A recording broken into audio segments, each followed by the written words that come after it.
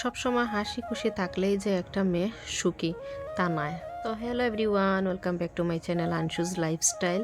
আজকে নেট পড়ার মধ্যেই একটা ভিডিও খুব বেশি দেখা যার দেবলীনা নন্দী নামে একটি মেয়ে। তো প্রত্যেকটা ঘরের মধ্যে গিয়ে একজন দেবলীনা নন্দী করিয়া আছে।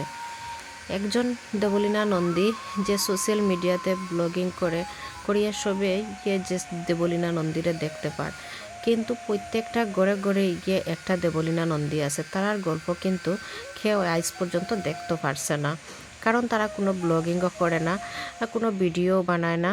তো এর লাগিয়া কেউ এটা দেখছে না, কিন্তু প্রত্যেকটা ঘরের মধ্যে গিয়ে একটা দেবলীনা নন্দী আছে। আমরা অনেক মেয়েরা আছে দেখতে পারবা যে সবসময় হাসি খুশি থাকে, সবসময় লাইফের মধ্যে দেখাই বুঝে খুব খুশি আছে, খুব সুখী আছে তার ফ্যামিলির মধ্যে। কিন্তু ওইগুলা মেয়েরে মনে করেন যে তারা যে সুখী আছে, তারা কিন্তু সুখী নয়। কারণ তারা দেখায়, মানুষ দেখায় যে তারা খুব বেশি সুখী আছে, খুব হাসি ফুর্তিতে থাকে।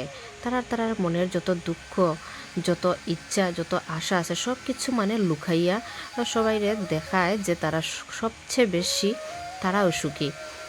কিন্তু অরিজিনালি কিন্তু তারা এত বেশি সুখী নয়। তারা মন থেকে খুব বেশি দুর্বল আর মন ভাঙ্গা একটা মেয়ে থাকে। ওই মেয়ের মধ্যে অনেকটা টেনশন, অনেকটা আশা ইচ্ছা সব কিছু লুকাইয়া সবাইয়ের সামনে হাসি ফুর্তি দেখায়, কিন্তু তারার ভিতর কিন্তু খুব বেতলা আর শক্ত। তারার ভিতরেও অনেক দুঃখ কষ্ট আছে, যেটা মানুষরা তারা প্রকাশ করতে চায় না, মানুষরা দেখাইতে চায় না, সবসময় লুকাইয়ে রাখতে চায়। এটারও একটা কারণ আছে, তারা চায় না যে মানুষ তারারে নিয়ে হাসুক, এর লেগেই তারা সংসারটা চায় বাঁচাইয়া রাখতো। আর সবচেয়ে বড় কথা হলো তারা ফ্যামিলিরে সবচেয়ে বেশি ভালো পায়, এর লেগেই তারা ফ্যামিলিরে একদমই কষ্ট দিতে চায় না, আর নিজে সব কষ্টটা নিজের উপরে নিয়ে যায়। একটা মেয়ে তার শ্বশুর বাড়িতে সবচেয়ে বেশি বিশ্বাস তার হাজব্যান্ডে করতে পারে, বন্ধুর মতো সব কিছু শেয়ার করতে পারে আর ভালোবাসতেও পারে। তার দাবি, তার ইচ্ছা আশা সব কিছু একটা স্বামীরে নিয়ে, তার শখ সব কিছু তার স্বামীরে নিয়ে।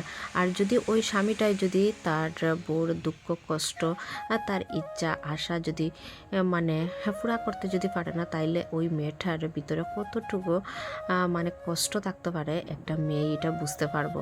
তো এর লেগেও করম প্রত্যেকটা ফ্যামিলিতে গিয়ে দেবলীনা নন্দীর মতো একটা মেয়ে আছে। অনেকে কষ্ট সহ্য করার পরেও তারা কিন্তু সংসার করিয়া যায়।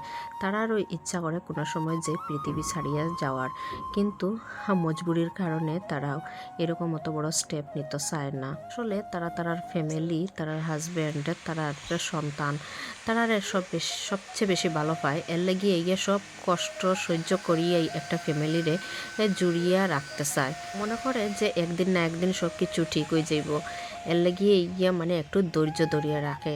আর ধৈর্য ধরতে ধরতে অনেকজনে গিয়ে ধৈর্য হারাই উলায়। যারা নেগেটিভ কথা কয় তারা আসলে কোনো ফ্যামিলির প্রতি তারার কোনো মায়াও নাই, আর তারা আসলে কোনো সংসারও করছে না। এইরকম যারা আছে তারা একটু মানে নেগেটিভ কমেন্ট করে, তারা তো ভালোবাসার মর্মই বুঝে না, এর লাগিয়ে ওইরকম করে।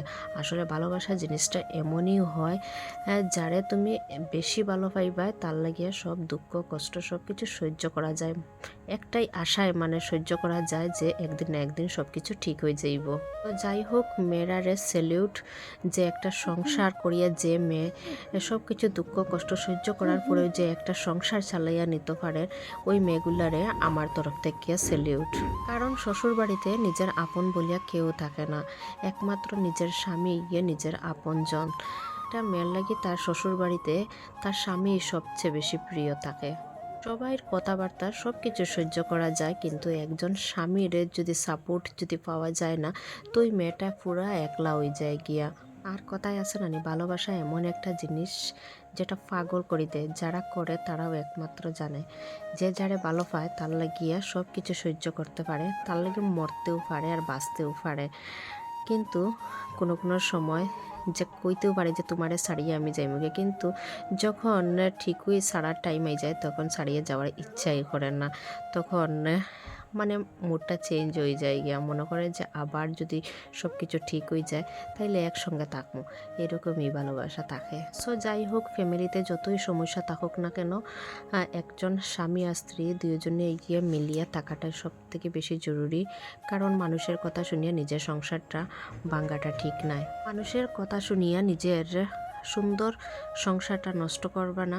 কারণ একজন স্বামী আর স্ত্রী যখন খারাপ সময় আয় তখন একে অপরের দেখবায় কাজে লাগে। আর কেউ ফ্যামিলির আর অন্য কোনো মেম্বার দেখবায় ওই সময় কেউ থাকতো না, ওই দুইজনই দুইজনরে সাপোর্ট করতে লাগে। তো যাই হোক, আজকে অনেক বকাবকি করলাম, আর আজকে অনেকটা কাজও শেষ করার পরে বিকালকর দিকে আমার ছেলের ফ্রেন্ড একটার বার্থডে আসিল, তো গেলাম তার ঘরে। তো আমরা একটু আগেই গেছিলাম গিয়া, যাওয়ার পরে হের তো অনেক অসুবিধা হয় একলা থাকতে, তো ভাবলাম যে একটু আগে যাই গিয়া, তাইলে তার ফ্রেন্ডের সাথে একটু টাইম স্পেন্ড করতে পারবো, এর লাগেই একটু আগে গেছিলাম গিয়া।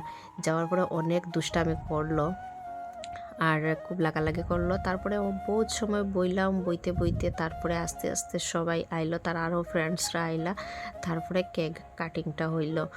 আর খুব এনজয় করছে আজকে আমার ছেলে, অনেক দিন পরে তার ফ্রেন্ডসরা পাইছে। আর স্কুলও বহুত দিন বন্ধ হয়ে গেছে গিয়ে, এর লাগিয়ে মানে খুব বেশি তারারও মানে একটু খারাপ লাগে যে কেউ কেউ দেখতে পারে না, এলে খুব অশান্তি করে। যাই হোক, কেক কাটিং শেষ হইল, তারপরে গিয়ে আমরা খাওয়া দাওয়ার পালা।